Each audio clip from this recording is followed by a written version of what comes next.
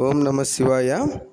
మనమంతా కూడా ప్రతి ఒక్కరూ ఆనందం వచ్చినా లేకపోతే ఏదైనా బాధ కలిగినా కూడా అన్నీ కూడా మనము ఆ భగవంతునితో మాత్రమే షేర్ చేసుకోవాలి.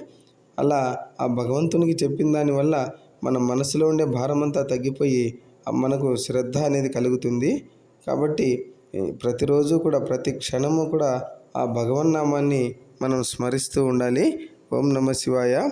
అలాగే ఈరోజు సప్తమి తిథి. ఈ తిథి నాడు మనము అమ్మవారికి దధ్యోదనము అలాగే దోసకాయ నైవేద్యము పెట్టాలి. అలాగే శీతలాదేవి అనేటువంటి అమ్మవారిని మనము ఆరాధిస్తాం. ఈ శీతలా సప్తమి వ్రతాన్ని కూడా చేసుకుంటాం.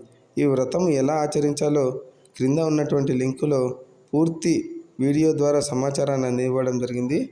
కావున ప్రతి ఒక్కరూ కూడా పురాణ శ్రవణం డివోషనల్ ఛానల్ను వీక్షించండి.